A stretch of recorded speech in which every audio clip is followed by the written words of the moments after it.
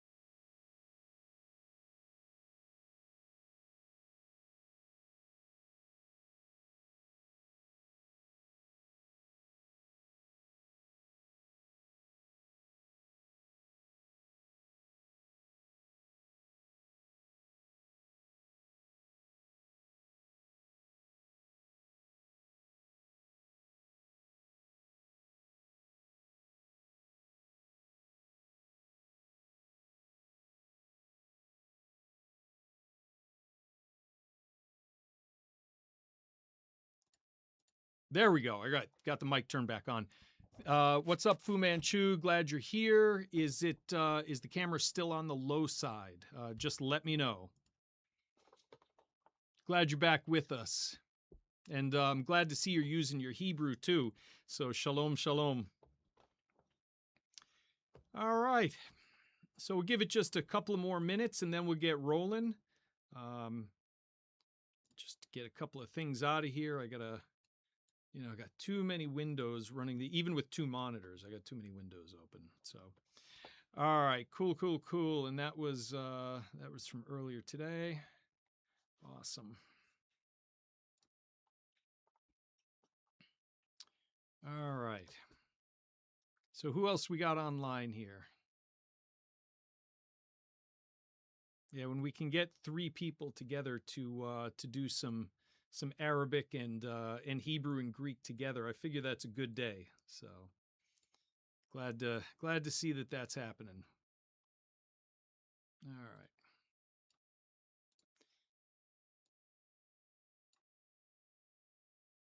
right. All right. Well, we can get rolling here. Let's see. What is it? 5:43. Yeah, I guess it's time to get rolling.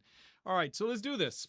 So yeah, the last time I did this, I was still messing around with the echo. They're shy. Yeah. And I know some people are working too, like they tune in from work. So it's totally cool. All right. So I have two videos up on my Patreon channel. You'll see the shorter version of it up on my YouTube channel. I think the second one drops tonight. I think I set it for on the Patreon channel. So you can check that out. So Mark 1.1, Mark 1.2, the first two videos. This is Mark 1.3. I had done this before, but it was just terrible quality on the recording. So I figure let's do it again. All right, so here we go. So let me just scroll ahead.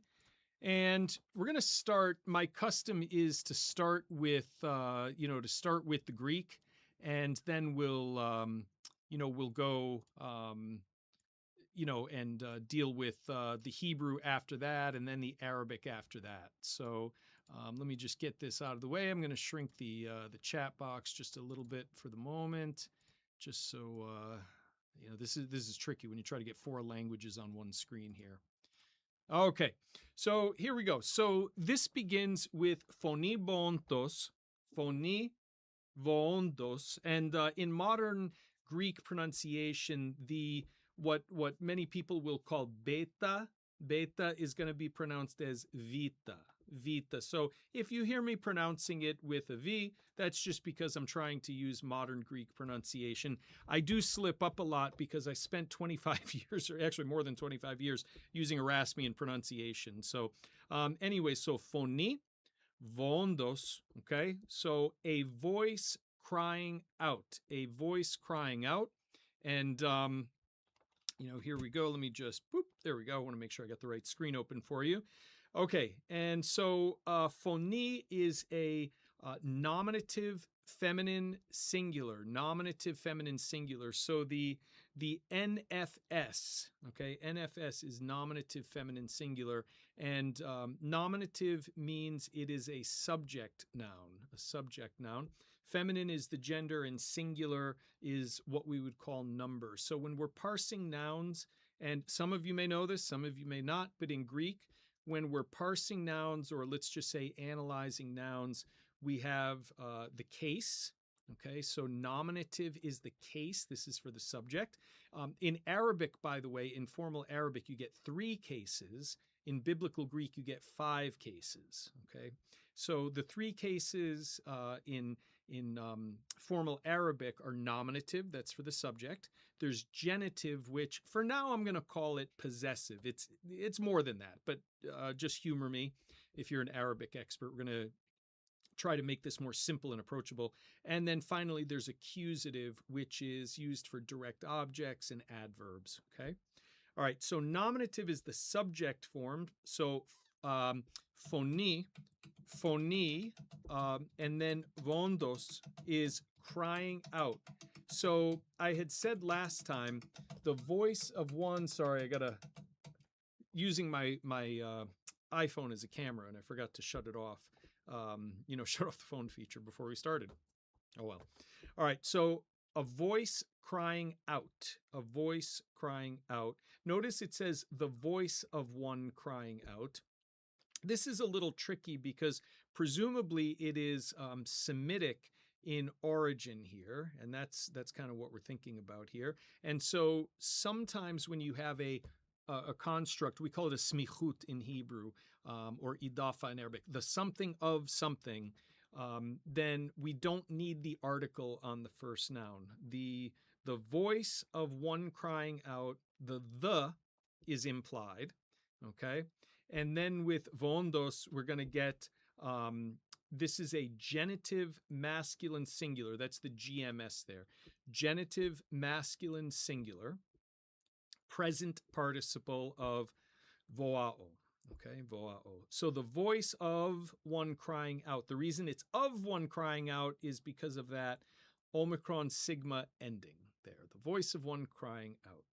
Okay. All right, so there we go. Let's go on to the next one. En ti erimo. So en is the preposition, okay, meaning in. T is the definite article for you, for those of you looking at the Greek. This is in the dative case, right? So we've seen 3 cases already. The phoni is in the nominative case, vondos is in the genitive case, and ti and erimo are in the dative case. And dative case is often used for indirect objects. Again, if you're a Greek expert, you'll say there's more to the dative case than that. And my response is, yes, I know, but we're trying to keep this simple because not everybody here is a Greek expert, okay? So, fonivondos enti erimo, and so we've got in the wilderness. When we have the preposition en, it requires that the object is dative, okay? And so this is a dative feminine form of the, okay? Dative feminine form. And then we've got erimo, which technically is an adjective, but it's functioning as a noun. That's why I call it down here a substantival adjective. And it just dawned on me I have the chat in the way here. Let's get that out of the way for a minute. Okay. All right. So in the wilderness. So the voice of one crying out in the wilderness. Okay. And then we go next to an imperatival form, which is etimasete. Etimasete. Okay. And etimasete is, as I mentioned below, it's a second person plural aorist active imperative, meaning it's a command form. It's a you all command form, commanding a group. Okay. So prepare. So etimasete, prepare. Okay. And those of you who are accustomed to Erasmian pronunciation, you would pronounce it hetoimasate, hetoimasate. But in Koine Greek, it would be something more like etimasate, etimasate. Okay. Prepare, and so what is to be prepared? We're expecting a direct object here. And so we get the article with the noun, so for the direct object. And here we get the accusative case, accusative feminine singular, article, the, prepare the, and odon is way, prepare the way. These are both in the accusative case, and that's appropriate because they serve as the direct object. So prepare the way, and wait, not just the way, but we're going to modify it. We're going to modify it with... oh yeah, and I skipped over that. There's the lexical form of the word odon. Okay, it appears in the lexicon as odos. Okay, all right, and but it's not just, we're not just preparing the way. We're preparing the way. What way? Kyriou, Kyriou. Okay, of the Lord, and this is genitive ending here. Okay, the way of the Lord. Modern, yeah, so Fu Manchu, modern Greek pronunciation is much better than Erasmian.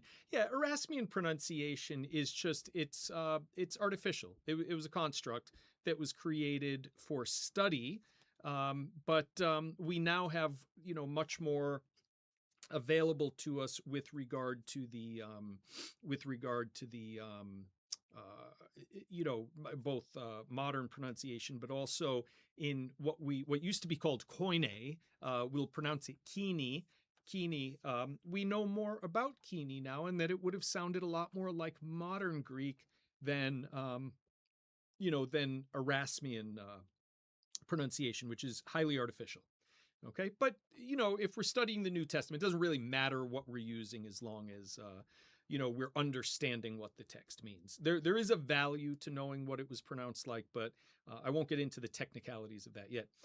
Just a quick moment. I want to pause, and for those of you who are willing to support the channel, you'll notice we've got in the chat, we're shooting for 5 supers today, just to help, with the equipment, all the books I buy, and the time that goes into this. Anybody who can help out, really appreciate it. And another way you can support is either by becoming a member of the channel, or even better, becoming a member of my Patreon channel, where paid subscribers get access to all of my videos in the unabridged format. Thank you so much for supporting us. Now back to Greek. So, tin odon Kyriou, so the way of the Lord. So the voice of one crying out in the wilderness, prepare the way of the Lord. Okay, and let's go. And now we get the word ephias, which is going to mean straight. And so the word order here in the Greek is going to be a little bit different than it is in English, of course. That just happens like that. Okay, so ephias piite. So straight, make, we would say in English, make straight. Make straight. Okay, and piite is going to be a second person present active imperative. okay? And I put the wrong lexical form here. It would be pieo, okay, pieo. And but make straight. What are we going to make straight? Tas trivus aftu, the ways of, or the paths of him, his paths, the paths of him. This is in the accusative because it's a direct object. Make the paths, okay? And then aftu is going to be genitive because it's modifying paths. Make the path straight. And notice that the lexical form is trivos, and trivos we would think is masculine because of the os ending, but it's not. And we know this because of the article here, which is feminine. It's a feminine noun, even though it looks masculine. Okay, so there we go. All right, and I just commented there that aftos is a genitive masculine singular because it's modifying. And so just reading through the Greek one more, phoni voontos enti erimo etimasate tin odon kyriou ephthias piite tas trivus aftu. Okay. All right, so we come over to the Hebrew now, and I should probably pause for 1 second. I know that that many of you are occupied with you're at work or whatever. But if you want to ask any questions, please feel free to post them, and I will try to keep my eye on the chat as we're going. That's why you see my head going back and forth. I'm trying to deal with 2 monitors here. Okay. All right. Just give it 1 second, see if we got any questions. And yeah, I just want to thank you again. We got a nice crew here, 6 or 7 people tuning in at a time. This is fantastic. All right, so let's go on. We're going to look at the Hebrew now, okay? And so the first word here, is kol, and that means on its own it means voice. Okay, kol means voice. Okay, and it could mean a voice. Okay, which Hebrew New Testament is that? I see we just got a question from Fu Manchu here. The one I think I put up, if memory serves, when I put these slides together, is the Israeli Bible Society. This, I believe, is um, the revised edition of. Oh man, I think this might be Haderach Hakdasha. If you email me, I'll just throw my email in here. I'll throw you the I'll send you the let me just put my email in the chat there for you, okay? I'll send you the link to it because it's available online for free. In fact, you know what? I think I can give it to you right now. Bear with me 1 second. Boom. I did not mean to do that. Okay. Yeah, this is the one I used. Okay. So this is available. There you go. Okay. And if you remind me later, I'll give you the link to the Arabic as well. Okay, thanks for asking that. I forget the title of it, truthfully. I picked up my first copy of it when I was in Israel back in 2006, and I know this is the updated version, but the name of the version is there if you just click on that link that I gave you, okay? All right, cool. So we just want to make sure I answered all the questions that are there. Good. All right, so kol on its own means voice. It's masculine singular, but it's serving as a construct noun here. Now, truth be told, the absolute form, the standalone form, is no different than the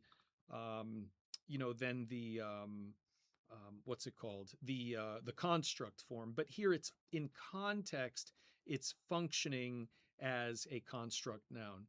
And so usually when we have a construct noun, we're going to expect that the word of is going to follow in the translation. So the voice of, and then we go to the next word, which is a masculine singular G stem participle. Now for Hebrew students, I use the term G stem because it's standardized across Semitic languages. If you've studied biblical Hebrew or modern Hebrew, you might have learned it as the kal or the pa'al or